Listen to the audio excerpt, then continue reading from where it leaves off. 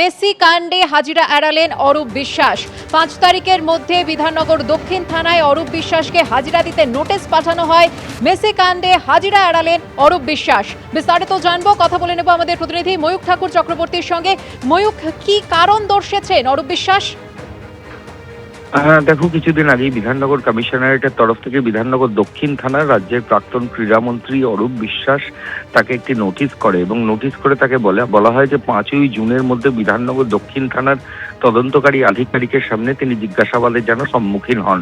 শতদ্রু দত্ত মূলত যার অভিযোগের প্রেক্ষিতে রাজ্যের প্রাক্তন ক্রীড়ামন্ত্রী অরূপ বিশ্বাসের নামে এফআইআর রেজিস্টার্ড হয় এবং সেই এফআইআর এর তদন্তেই রাজ্যের প্রাক্তন ক্রীড়ামন্ত্রী অরূপ বিশ্বাসকে তলব করা হয়। নোটিশের মাধ্যমে 5ই জুনের মধ্যে তাকে হাজিরা দিতে বলা হয়েছিল। কিন্তু যেটা পুলিশ সূত্রে জানা যাচ্ছে যে অরূপ বিশ্বাস গতকাল রাতে বিধাননগর দক্ষিণ থানার সঙ্গে যোগাযোগ করেন এবং তিনি পুলিশ আধিকারিকদের জানান যে তিনি শারীরিকভাবে অসুস্থ এবং আগামী 2 সপ্তাহ তাকে যেন সময় দেওয়া হয়। তিনি আসতে পারবেন না আগামীকাল এবং তিনি শারীরিকভাবে অসুস্থ থাকার কারণে আগামী 14 দিন পর তিনি সিদ্ধান্ত নেবেন, অর্থাৎ এখন তিনি সুস্থ নন, তার জন্য তিনি এখন হাজিরা দিতে আসতে পারবেন না, এমনটাই তিনি পুলিশ আধিকারিকদের জানিয়েছেন। ধন্যবাদ ময়ূখ।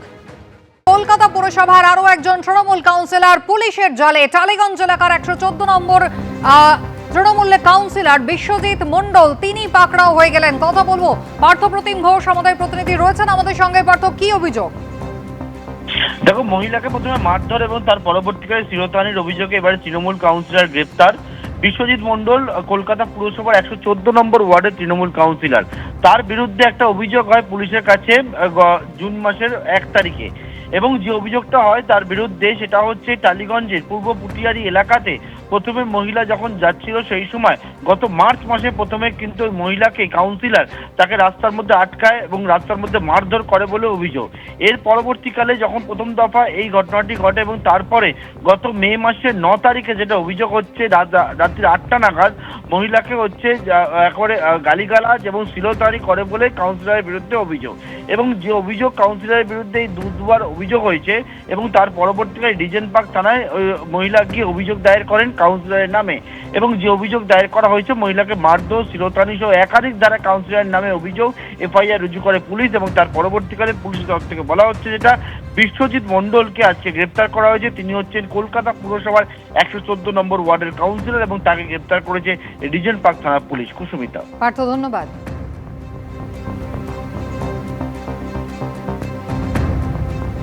আজকে গ্রেফতার হলেন 114 নম্বর ওয়ার্ডের তৃণমূল কংগ্রেসের কাউন্সিলর। প্রায় প্রতিদিনই কিন্তু কাউন্সিলর গ্রেফতারির ঘটনা ঘটছে। গতকাল তোলাবাজির অভিযোগে গ্রেফতার করা হয় কলকাতা পুরসভার তৃণমূল কাউন্সিলর অরিজিৎ দাস ঠাকুরকে। ধৃতের বিরুদ্ধে ক্ষোভে ফুঁসে উঠেছিলেন এলাকার প্রমোটারদের একটা বড় অংশ। তৃণমূল কাউন্সিলরকে প্রিজন ভ্যানে তোলার সময় ডিম ছুঁড়েছেন বিক্ষোভকারীরা।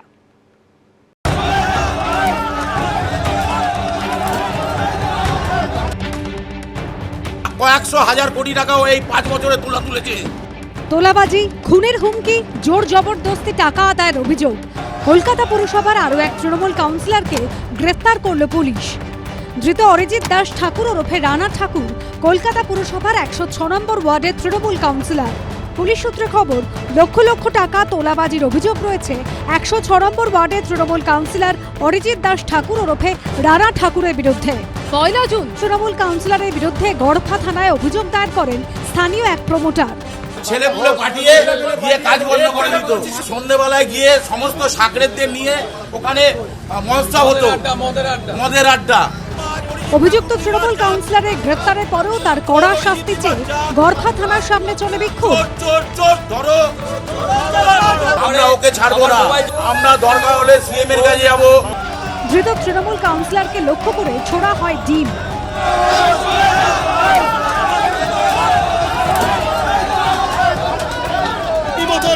হচ্ছে 106 নম্বর ওয়ার্ডের কাউন্সিলর, তাকে কিন্তু রীতিমতো ডিম ছোড়া হয়। যে চিত্র দেখাচ্ছে কেন্দ্রীয় বাহিনীর জওয়ানরা এবং পুলিশ কিন্তু তাদেরকে ছত্রভঙ্গ করছে। আমরা চাইছি ওর শাস্তি হোক। ও আমাদের থেকে থ্রেট করে আইফোন অবধি নিয়েছে। মঙ্গলবার গভীর রাতে অভিযুক্ত তৃণমূল কাউন্সিলরকে গ্রেফতার করে গড়ফা থানা। আমাদের সবাইকে নিঃস্ব করেও মালিক হয়েছে। আমার থেকে 28 লক্ষ টাকা নিয়েছে, আর 28 লক্ষ টাকা নিয়েছে প্লাস একটা ফ্ল্যাট ডিমান্ড করেছে আমার থেকে। আগের সরকার আমাকে কিছু করেনি, এই সরকার আসাতে আমরা সবাই আশ্বস্ত হয়েছি।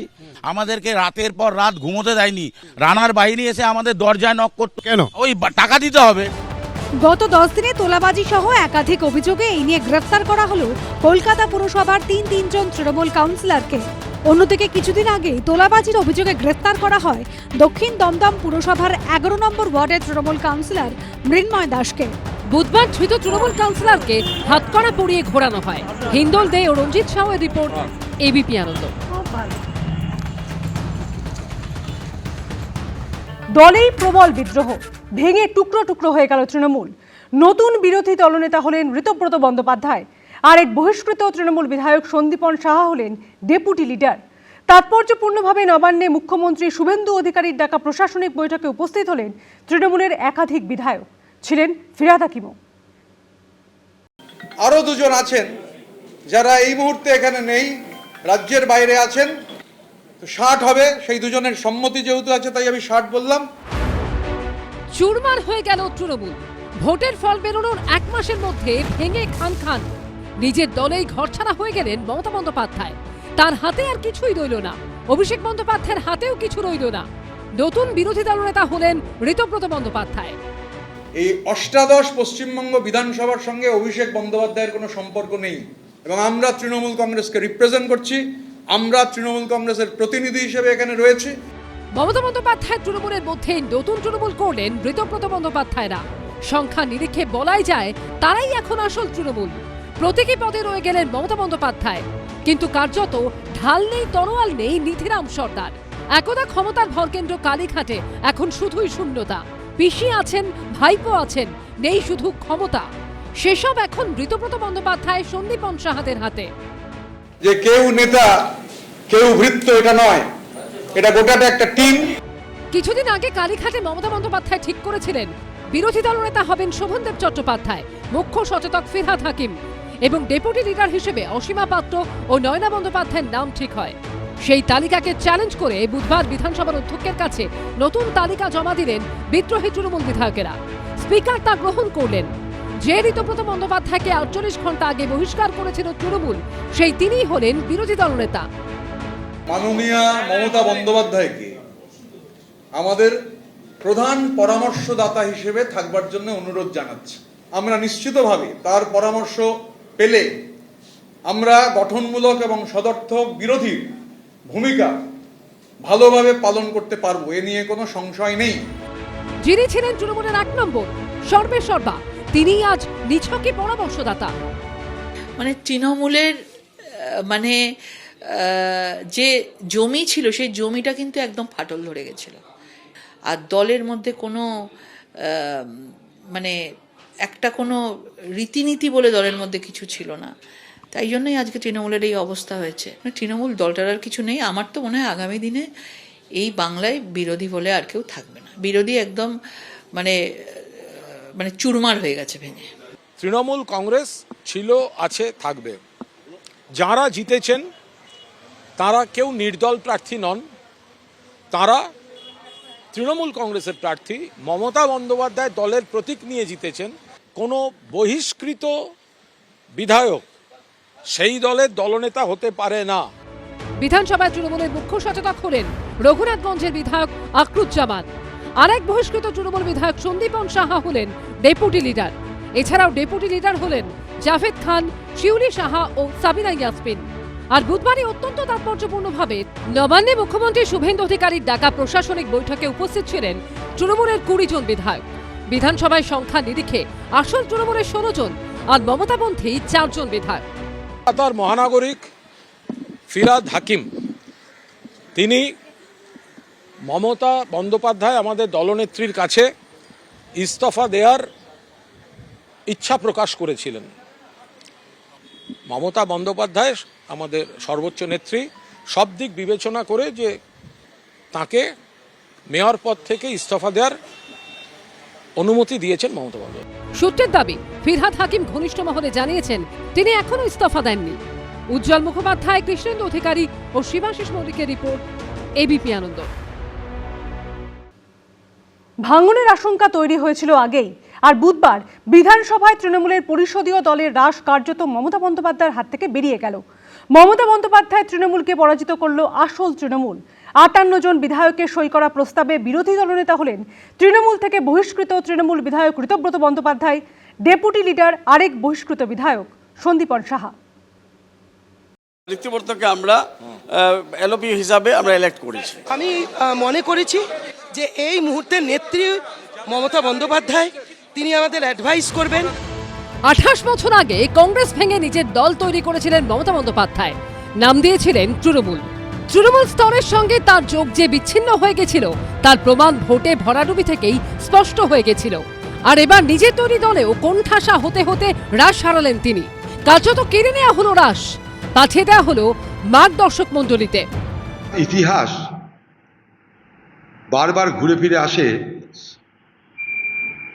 এটাই তার বদ অভ্যাস। যা খুশি তাই করে কংগ্রেস দলটাকে সে খতম করেছিল, চেষ্টা করেছিল খতম করার। মমতা দেখুন যে খেলায় আপনি নিজেকে মনে করতেন রপ্ত হয়েছেন, যে খেলার উদ্দামতায় ঔদ্ধত্যে আপনি ডিজে বাজাতেন খেলা হবে বলে, সেই ডিজের আওয়াজ নিশ্চয়ই আপনার কানে পৌঁছাচ্ছে। ভোটে ভরাডুবির পর 1 মাসও কাটল না, এবার একদা তৃণমূলের 2 শীর্ষ নেতারও কার্যত ভরাডুবি ঘটল। বিধানসভার ভিতরে মমতা বন্দ্যোপাধ্যায় তৃণমূলকে পরাজিত করল আসল তৃণমূল। নাম না করে অভিষেক বন্দ্যোপাধ্যায়ের ওপর ক্ষোভ উগড়ে দিল তারা। কি তৃণমূলের মধ্যে বিদ্রোহ? না, বিদ্রোহ বলবেন না, কিন্তু যখন দেখি যে অন্য কেউ কারুর হাতে দলটা চলে গেছে বা তার নির্দেশিকায় আমাদের চলতে হচ্ছে, তখন তো আমাদের এই স্টেপ নিতে হয়েছে। অভিষেক বন্দ্যোপাধ্যায় বুঝতেই পারছেন, সবাই আজকে 60 জন বিধায়ক একই কথা বলছে, একই সুরে বলছে। ঋতব্রত বন্দ্যোপাধ্যায়কে বিরোধী দলনেতা হিসেবে সমর্থন করলেন তৃণমূলের 58 জন বিধায়ক। অধ্যক্ষকে দেওয়া চিঠিতে আমরাই আসল তৃণমূল বলে জানানো হলো। আমরা 80 জন এমএলএ একসঙ্গেই আছি। দেখুন, বিধানসভায় যাচ্ছি আমরা পশ্চিমবাংলার জনগণের জন্য। সকাল থেকে বিধানসভায় ছিল টান টান নাটক। একে একে পৌঁছন তৃণমূল বিধায়করা। দেখতে পারবেন, সংখ্যাটা দেখতে পারবেন, মোর দ্যান 2/3। একে একে তৃণমূল বিধায়করা পৌঁছানোর পর বিধানসভার ভিতরে শুরু হয় বৈঠক। তারপর বিধানসভার অধ্যক্ষ রথীন্দ্রনাথ বসুকে সাদা কাগজে লিখে তাদের পরিষদীয় দলের পদাধিকারী কারা হবে সেই নামগুলি প্রস্তাব করেন বিদ্রোহী তৃণমূল বিধায়কেরা। 4টে পর্যন্ত কিন্তু অধ্যক্ষ সময় নিয়েছেন এবং এই মুহূর্তে কিন্তু সমস্ত যে তাদের যে চিঠি, সেই চিঠি যাচাই করা হচ্ছে, তথ্য যাচাই করা হচ্ছে এবং বিধানসভার ইতিহাসে যেহেতু এটা নজিরবিহীন, ফলে আইনের বিভিন্ন দিকও কিন্তু খতিয়ে দেখা হচ্ছে। বিকেল 4:30 নাগাদ খুলে দেওয়া হয় বিরোধী দলনেতার ঘর। বিরোধী দলনেতার আসনে বসেন ঋতব্রত বন্দ্যোপাধ্যায়। বিরোধী দলনেতার ঘর খুলে দেওয়া হয়েছে এবং ঋতব্রত বন্দ্যোপাধ্যায় বিরোধী দলনেতার চেয়ারে বসেছেন। আমরা দায়িত্বশীল বিরোধীর ভূমিকা পালন করব, সদর্থক এবং গঠনমূলক বিরোধীর ভূমিকা পালন করব। সব মিলিয়ে পশ্চিমবঙ্গে এক নতুন রাজনৈতিক অধ্যায়ের সূচনা হলো। সেই সঙ্গে প্রশ্ন আরো জোরালো হলো, তাহলে কি মমতা বন্দ্যোপাধ্যায়ের 42 বছরের সংসদীয় ও পরিষদীয় রাজনৈতিক জীবনের সমাপ্তি ঘটল? কৃষ্ণেন্দু অধিকারী, আশাবুল হোসেন ও উজ্জ্বল মুখোপাধ্যায়ের রিপোর্ট, এবিপি আনন্দ। মমতা বন্দ্যোপাধ্যায়ের কথা অগ্রাহ্য করে তৃণমূলের সংখ্যাগরিষ্ঠ বিধায়করাই গড়লেন আসল তৃণমূল। বিদ্রোহীদের তালিকায় রয়েছেন জাভেদ খান, অরূপ রায়, আখরুজ্জামান, সাবিনা ইয়াসমিন, গোলাম রব্বানী, চন্দ্রনাথ সিনহা, শিউলি সাহারা। তৃণমূলের টিকিটে জেতা 34 জন মুসলিম বিধায়কের মধ্যে 17 জনই বিদ্রোহী শিবিরে নাম লেখালেন। ভোটে বিপর্যয় আর তারপরই তাসের ঘরের মতো ভেঙে পড়ল তৃণমূল। মমতা বন্দ্যোপাধ্যায়ের কথা অগ্রাহ্য করে তৃণমূলের সংখ্যাগরিষ্ঠ বিধায়করাই গড়লেন আসল তৃণমূল। এই পশ্চিমবঙ্গ 88 বিধানসভার ভেতরে হাসফুলের প্রতীকে যারা জিতেছেন তার মধ্যে 2/3 বেশি বিধায়ক হচ্ছে আমরা। পার্লামেন্টারি নর্মস যা রয়েছে, আমরা তো নর্মস, পার্লামেন্টারি নর্মস অনুযায়ী we are the real principal opposition here. আমরা এখানে হাউসে স্বাভাবিকভাবে এই 60 জনই হচ্ছে প্রিন্সিপাল অপোজিশন। তো বাকি 20 জনের কোনো দায়িত্ব আমরা এই মুহূর্তে নিতে পারবো না। বিদ্রোহী বিধায়কদের তালিকায় কে নেই? জাভেদ খান, অরূপ রায়, আখরুজ্জামান, সাবিনা ইয়াসমিন, গোলাম রাব্বানি, রথিন ঘোষ, চন্দ্রনাথ সিনহা, শিউলি সাহার মতো মমতা বন্দ্যোপাধ্যায়ের আমলে হাফ ডজনের বেশি মন্ত্রী ছাড়াও বীরভূমের কাজল শেখ, বর্ষিয়ান বিধায়ক সমর মুখোপাধ্যায়, ইমানি বিশ্বাস, নিয়ামত শেখ, গুলশান মল্লিক, প্রসূন বন্দ্যোপাধ্যায়, তৌসিফ উর রহমানের মতো বিধায়করা রয়েছেন। মিটিংয়ে ডেকেছে, চিঠি দিয়েছে, ফোন করেছে, সেই কারণে মিটিংয়ে এসেছি। মে মাসের 3 তারিখ অবধিও যে তৃণমূলে মমতা বন্দ্যোপাধ্যায় ছিলেন শেষ কথা, সেই তাঁকেই এখন নিছক পরামর্শদাতা হিসেবে দেখতে চাইছেন বিদ্রোহী বিধায়করা। মাননীয়া মমতা বন্দ্যোপাধ্যায়কে আমাদের এই পরিষদীয় দলের প্রধান পরামর্শদাতা হিসেবে থাকবার অনুরোধ জানাচ্ছি। তিনি অ্যাডভাইস করুন, উপদেষ্টা হিসেবে থাকুন, আমাদের কাজ করতে দিন। 2011 সাল থেকে তৃণমূলকে ঢালাও ভোট দিয়েছে মুসলিমরা। মুসলিমদের স্থায়ী ভোট ব্যাংক হিসেবে ধরে নিয়েছিলেন মমতা বন্দ্যোপাধ্যায়, কিন্তু এবারের ভোটে তার সেই ধারণা ভেঙেছে। মুসলমানদের একটা বড় অংশ এবার সিপিএম, কংগ্রেস কিংবা বিজেপিকে ভোট দিয়েছে। এরপর ফলতার পুনর্নির্বাচনও দেখিয়ে দিয়েছে মুসলমান ভোটাররা তৃণমূলের স্থায়ী সম্পত্তি নয়। প্রায় 30% সংখ্যালঘু ভোট থাকা ফলতায় জামানত জব্দ হয়েছে তৃণমূলের। ক্ষমতার কাছাকাছি আজকে মমতা বন্দ্যোপাধ্যায় নেই, তাই মমতা বন্দ্যোপাধ্যায়ের শাস্তে মুসলিম যারা জনগোষ্ঠী তারাও ক্রমশ তার হাত থেকে সরে আসছে।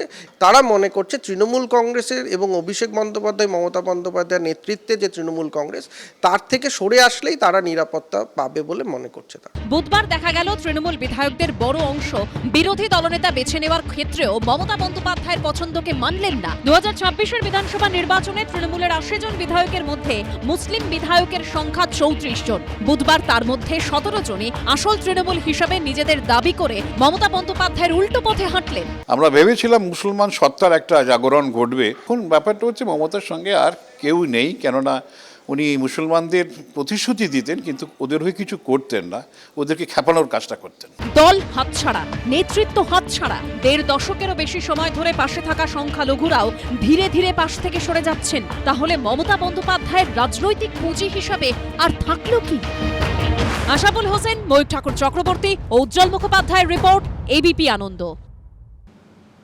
নবান্নে মুখ্যমন্ত্রীর প্রশাসনিক বৈঠকে যোগ দিলেন মোট 20 জন তৃণমূল বিধায়ক। তার মধ্যে রয়েছেন মমতা বন্দ্যোপাধ্যায়ের ঘনিষ্ঠ কুণাল ঘোষ, ফিরহাদ হাকিম, নয়না বন্দ্যোপাধ্যায়ও। এদিন কলকাতা, দক্ষিণ 24 পরগনা এবং হাওড়া জেলার প্রশাসনিক বৈঠক ছিল। মঙ্গলবার জানা ছিলেন মমতা বন্দ্যোপাধ্যায়ের পাশে, বুধে তারাই পৌঁছলেন মুখ্যমন্ত্রী শুভেন্দু অধিকারীর ডাকা প্রশাসনিক বৈঠকে।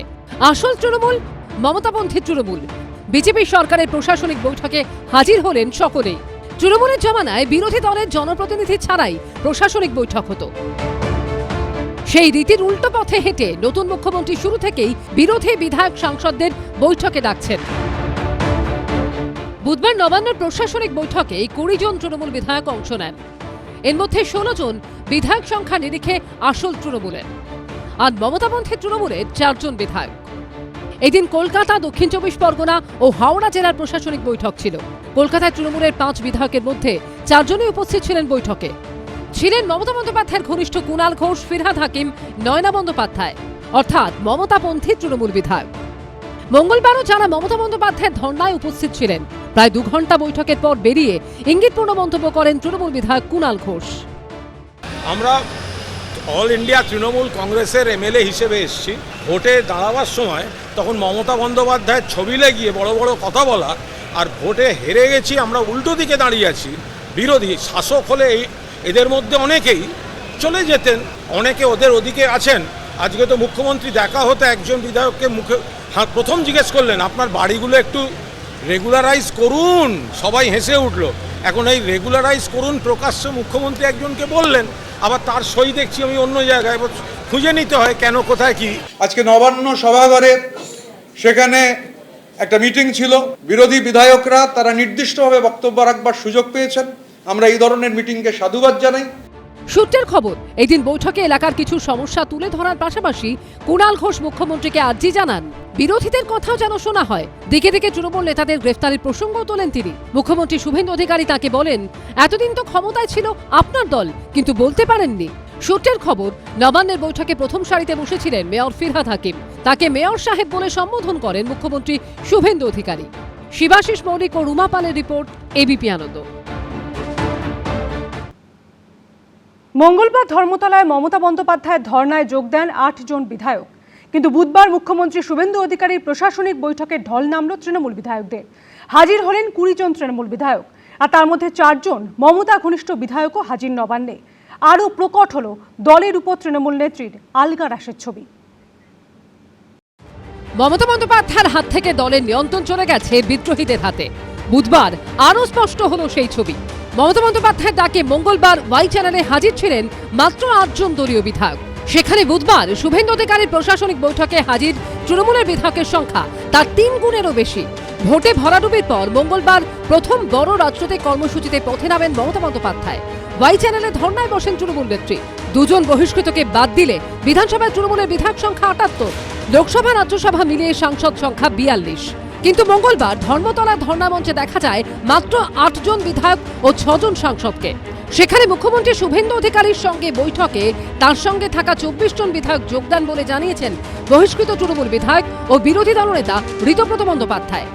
এই যে 58 জন বিধায়ক আপাতত, যেমন হাওড়া গ্রামীণ জেলায় তৃণমূল কংগ্রেসের প্রতীকে নির্বাচিত হওয়া 9 জন বিধায়কের মধ্যে 8 জন এই মিটিংয়ে উপস্থিত ছিলেন।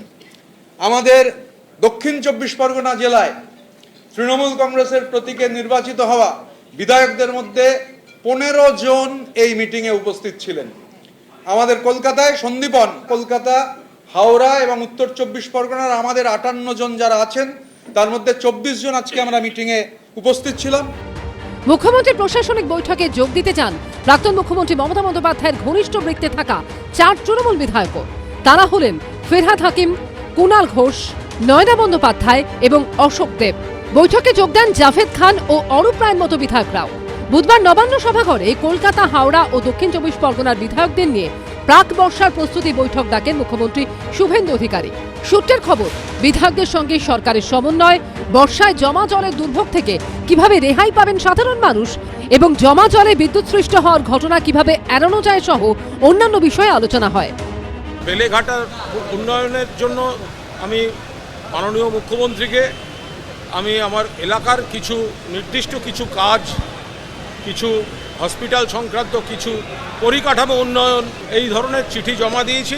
ধর পাকড় এই যে হচ্ছে, যারা রাজনীতি করছে শুধু তারা অ্যারেস্ট হয়ে যাচ্ছে ইত্যাদি, সেক্ষেত্রে মুখ্যমন্ত্রী পুলিশকে বলেছেন যে বিরোধী বিধায়কদেরও আপনারা ফোন ধরবেন।